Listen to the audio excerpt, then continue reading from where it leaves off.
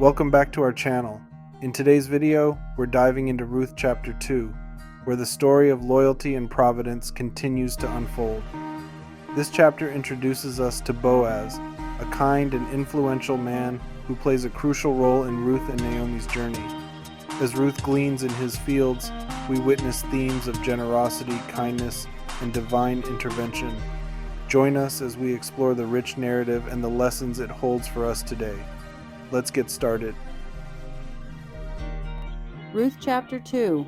Now Naomi had a relative on her husband's side, a man of standing from the clan of Elimelech, whose name was Boaz. And Ruth the Moabite said to Naomi, "Let me go to the fields and pick up the leftover grain behind anyone in whose eyes I find favor." Naomi said to her, "Go ahead, my daughter." So she went out, entered a field, and began to glean behind the harvesters. As it turned out, she was working in a field belonging to Boaz, who was from the clan of Elimelech. Just then Boaz arrived from Bethlehem and greeted the harvesters.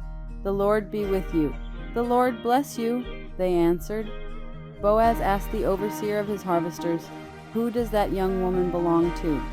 The overseer replied, "She is the Moabite who came back from Moab with Naomi." She said, "Please let me glean and gather among the sheaves behind the harvesters." She came into the field and has remained here from morning till now, except for a short rest in the shelter. So Boaz said to Ruth, "My daughter, listen to me. Don't go and glean in another field, and don't go away from here.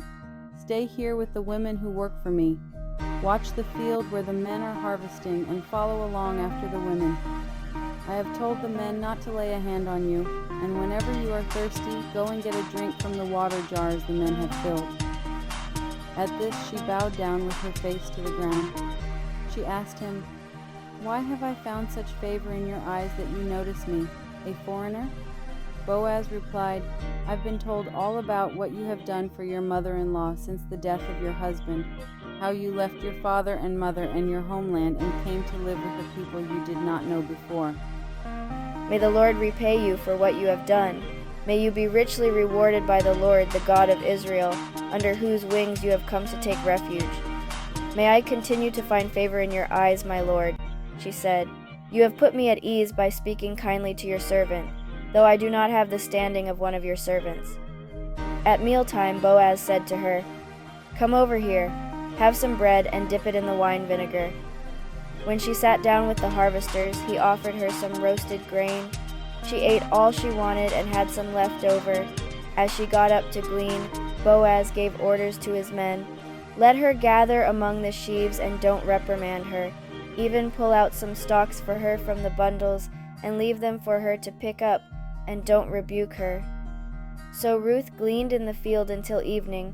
Then she threshed the barley she had gathered, and it amounted to about an ephah. She carried it back to town, and her mother-in-law saw how much she had gathered. Ruth also brought out and gave her what she had left over after she had eaten enough. Her mother-in-law asked her, "Where did you glean today? Where did you work? Blessed be the man who took notice of you." Then Ruth told her mother-in-law about the one at whose place she had been working. "The name of the man I worked with today is Boaz," she said. "The Lord bless him," Naomi said to her daughter-in-law. "He has not stopped showing his kindness to the living and the dead." She added, "That man is our close relative. He is one of our guardian redeemers."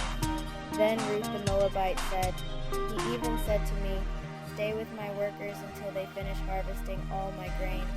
Naomi said to Ruth, her daughter-in-law, "It will be good for you, my daughter, to go with the women who work for him, because in someone else's field you might be harmed." So Ruth stayed close to the women of Boaz to glean until the barley and wheat harvests were finished, and she lived with her mother-in-law. Thank you for joining us as we explored Ruth chapter 2. We hope you found inspiration in Ruth's resilience and Boaz's generosity. Their story reminds us of the importance of kindness and community support during challenging times. If you enjoyed this reading, please give it a thumbs up and share it with others who might appreciate it. Don't forget to subscribe for more insightful readings and discussions. We'd love to hear your thoughts on this chapter. What stood out to you? Until next time, keep seeking and sharing love. Jesus loves you. Jesus loves you. Jesus loves you. Jesus loves you.